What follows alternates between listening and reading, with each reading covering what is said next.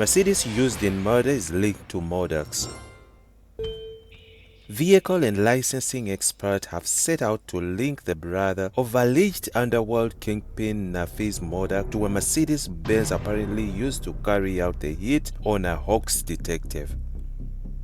Intricate testimonies by a former Mercedes Benz South Africa employee and the South African Insurance Bureau (ICB) at the Western Cape High Court have revealed the details of an intensive investigation by the hoax to trace the vehicle's origins.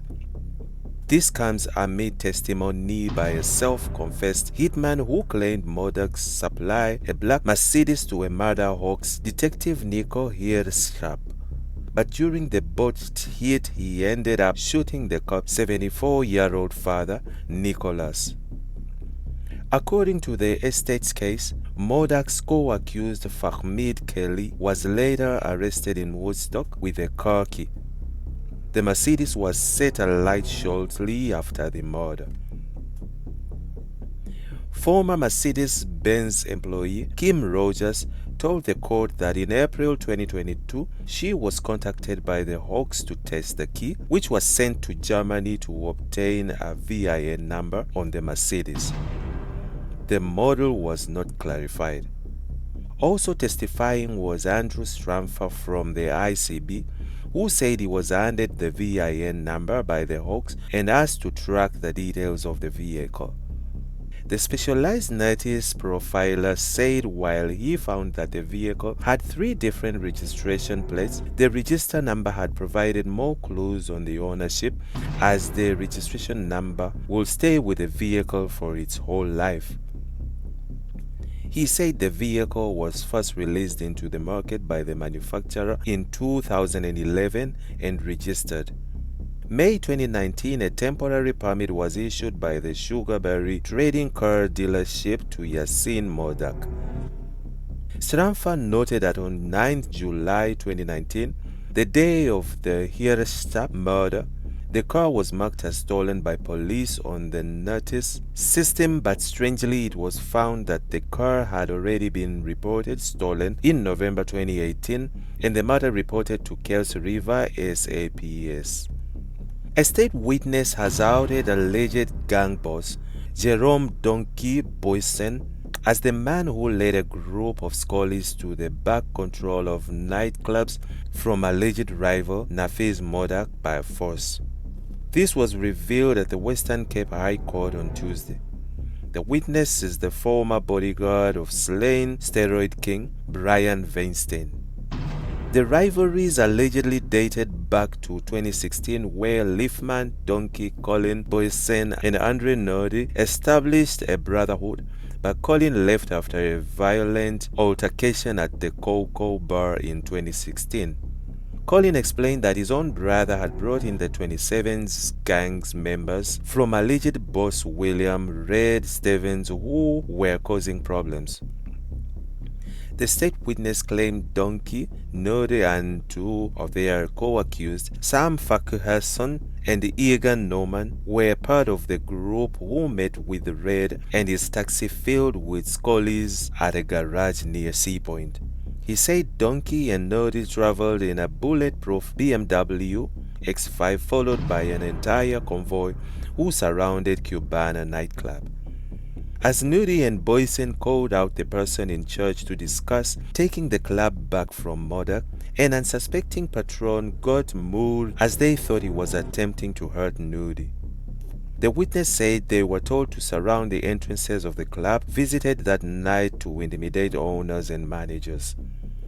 During a visit of Coco Bar, Nordy allegedly told the manager that their faction was in control and that if they faced any oppositions, scholars would come to his aid, and an agreement was struck. He said at Maverick Strip Club there was a lot less action than expected. He said the gangsters were spotted by cops stationed at the nearby Cape Town Central Police Station and were simply asked to leave. An alleged underworld plot to murder the brother of alleged Sexy Boys gang boss Jerome Donkie Boysen came under the spotlight at the Western Cape High Court yesterday amid the ongoing trial. This follows the testimony by the former bodyguard of slain steroid king Brian Weinstein, who has unveiled the inner workings of nightclub spots in the mother city.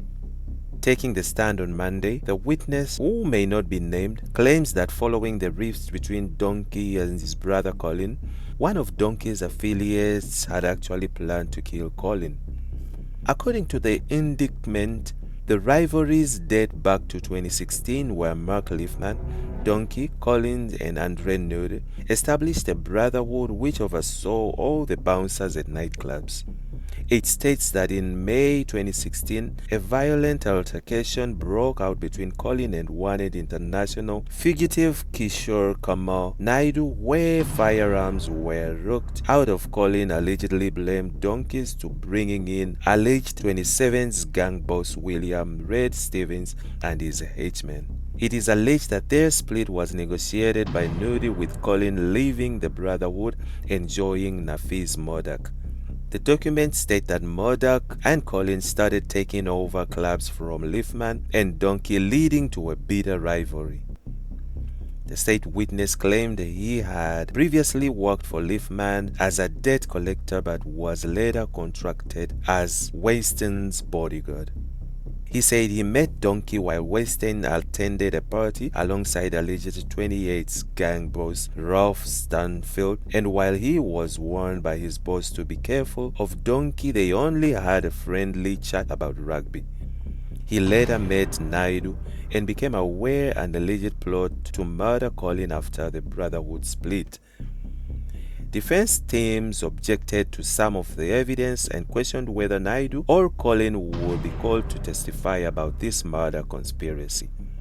State prosecutors, however, indicated that as Naidu had fled the country years ago and was on Interpol's red list, it was unlikely that he would testify. They said Colin may be called to testify. Defense teams, however, said the possibility of Colin testifying was not enough and called on the state to bring a special application for the evidence to be entered. The judge ruled that the state witness may continue. Modack paid Hitman's legal fees. Ex-attorney testifies against alleged kingpin. A former attorney had outed alleged underworld kingpin Nafiz Modack as the person who funded the defense cases of the self-confessed Hitman, as well as members of the terrible West Siders gang. A visibly annoyed Gary Newmark took the stand in the Western Cape High Court on Monday after being subpoenaed to testify amid allegation by the Hitman, Mr. A, that Newmark helped to smuggle him out of court. Mr. A told the court after executing hits from Madock, he was arrested by cops in Woodstock with one of the murder weapons. He opened fire on the police and was taken to custody, but on the day he was set to appear in Cape Town Magistrates Court, he was simply let go. He claimed Newmark was speaking on the phone to Ziyad Pool, Madock's co-accused, who bragged about what the big boss could do. And for this reason, he believed there were underhanded dealings behind his release. Newmark dropped a bombshell when he admitted to the court that he acted on behalf of Mr. A in 2 cases, and that each time his instructions and payments came from Modack. He said on the day of Mr. A court appearance, he was told the case was not enrolled as there were 2 witness statements outstanding and the Hitman released. Newmark revealed he, Modack, congratulated me and called me the next Petit Mihalik. But now that may not have been such a good thing. Mihalik was gunned down in his car in October 2018 while dropping his children at school in Greenpoint. Newmark said Modack paid him in cash and via electronic transfers. These payments were allegedly made by Paulie at the Crystal Towers and the One and Only Hotel. Newmark said he knew Polly as Tommy. State prosecutor Advocate Blaine Lazarus produced bank statements obtained from Empire Car Investments which showed 6 electronic payments totaling 53,000 rand between December 2019 and May 2020. Newmark also named several of the Modack's co-accused, saying he had represented them before. During cross-examination, Modack's lawyer, Advocate Bash Sidda, told Newmark that his client did not deny the electronic payments but explained it was not court appearances as Newmark had claimed. Sidda explained that the initial amount of 6,000 rand was paid to Newmark in order for him to write a letter of demand for the return of the Rolex watch valued at 250,000 rand, which was allegedly confiscated by police. Sidda further claimed that Newmark was also paid to accompany domestic workers employed by Modack to open criminal charges against police officers who allegedly assaulted them during raids at Modack's home. Newmark agreed to these scenarios, but was also adamant that he represented Mr. A as instructed by Modack. Sidda then revealed that despite his testimony that he defended individuals at court, Newmark was in fact barred by the Legal Practitioners Council more than 10 years ago. Hitman grilled by defense. An alleged plot to free a self-confessed hitman from prosecution at the Cape Town Magistrates Court despite being caught with a murder weapon has come under scrutiny at the Western Cape High Court.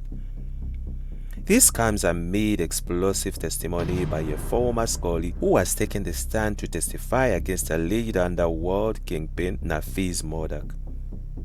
The state witness, only known as Mr. A, is returned to court on Monday with defense lawyers grilling him. The recent testimony, the witness told the court that Modack's co-accused Ziyad Pole acted as a middleman and helped him escape custody. He claimed after being arrested for being found in possession of murder weapon in Woodstock, he was set to appear on gun charges but never did. He said instead a lawyer named Gary Newmark pitched up at the court and told him to drug dom, and he was subsequently released out of the holding cells without ever appearing in court. He alleged that Pole called Newmark and spoke to him and told him that he had been released thanks to the influence of Modack. Pole's lawyer, Advocate Nazir Parker, told the court that his client would deny ever instructing Newmark.